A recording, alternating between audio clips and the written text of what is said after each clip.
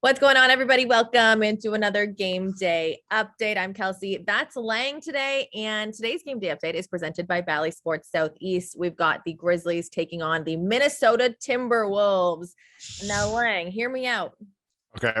The Minnesota Timberwolves beat the Grizzlies in November by 43 points. Yeah.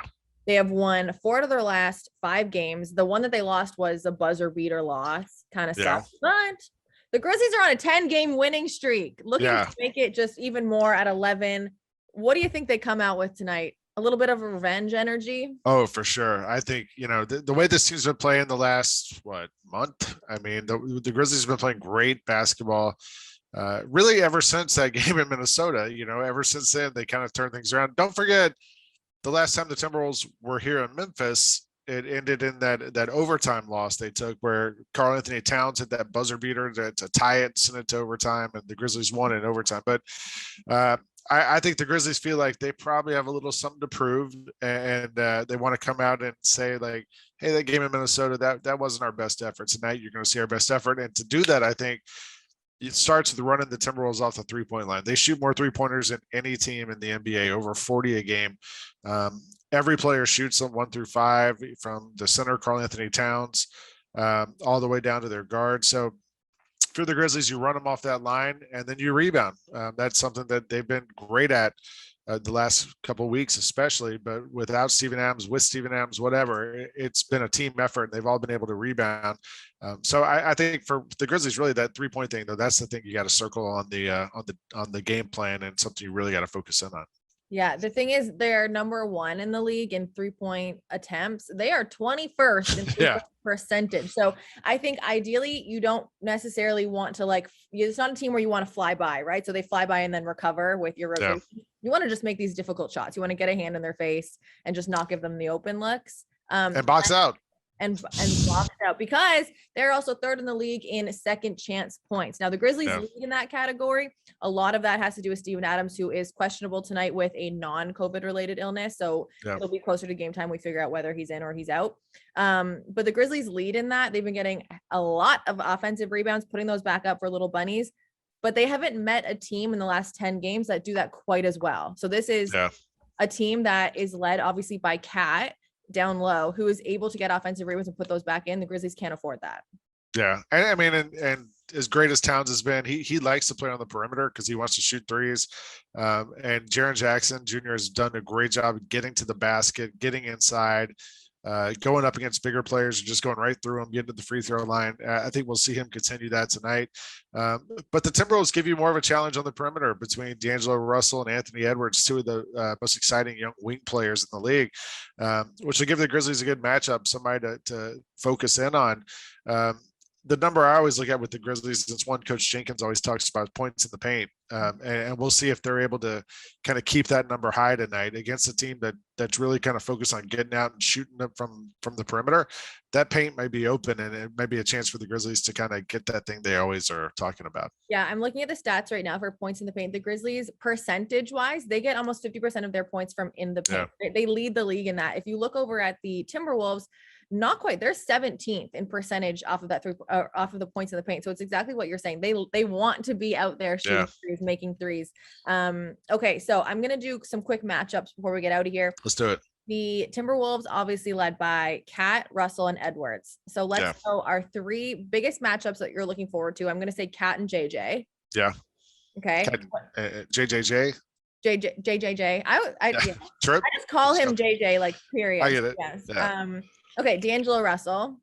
Yeah, against Ja, we got to go, right? Like, I guess, the point guards, and I mean, that's going to be a tremendous matchup. D'Angelo Russell is one of the better shooters off the dribble to me in the NBA. He rarely misses, and so good at creating his own shot. And Ja has just been transcendent coming off back-to-back player of the weeks. And today we found out he's number 2 in the Western Conference guards in the All-Star voting. So let's see if Ja can keep doing in the light what he's been doing in the dark. Yeah, D'Angelo Russell has also been averaging like 20 and 10 assists over the last few games. So Ja's going to have a big defensive matchup there as well. That I think Ja always kind of steps up bigger against bigger names, bigger guards. Yeah, for sure. I think is one of those ones that he's going to come in with that fire. The last one is Anthony Edwards, one of the funniest guys in the entire league. We got Desmond Bane. Yeah, I would guess. I mean, first of all, shout out to Anthony Edwards, who went to college at the University of Georgia, the college football champions. We should just point that out. Go Can you Dogs. just say that a few more times? Thank you. Go Dogs. I'm repping.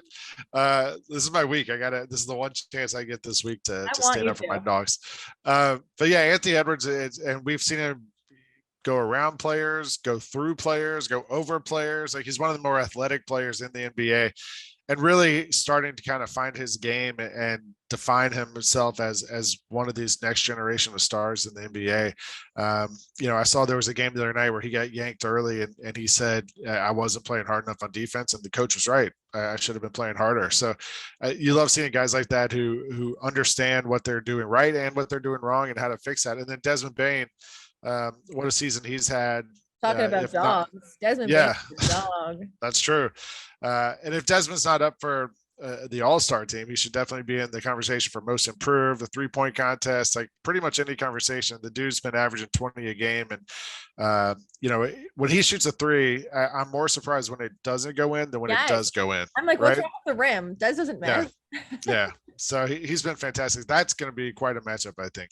Yeah, I think so too. Okay, there is one more thing that I want to get off really quick, and it is the giveaway. And this was sparked by John Morant at the end of last game, staring down a kid wearing a Warriors jersey. And then after the game, he was like, no, we're in Memphis. You got to wear your Memphis jersey. So if you have a child at home who's 12 and under, for the first 250 people starting at 5:00, you can bring an opposing player's jersey in. The person can be retired. It doesn't matter. An opposing team's jersey in, and you can swap it out and get either Ja or Jaren jersey. And you can also get 2 tickets to tonight's game with that. So what a deal. It's the best deal ever. Not only are you repping a Grizzlies player, repping Ja and Jaren, you also get to come to tonight's game. So there's more information on that on the Grizzlies website.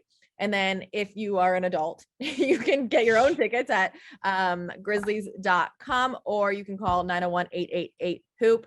Come hang out with us. If you see me, please say happy birthday, because it is my birthday. And I was going to bring it up. I was going to say happy birthday to you before we get out of here. So I hope you're having a great day. Thank you. If you see me, make sure you say happy birthday, because I love the attention. And obviously, if you guys are watching from home, make sure you're tuning into Bally Sports Southeast, because this game day update right here, we're presented by Bally Sports Southeast. So if you're not able to make it in, we want you to tune in on there. Anything else, Lang? No, I got to go get a Ja jersey. I'm going to wear Ja tonight. So beautiful. Let's go. Let's do it.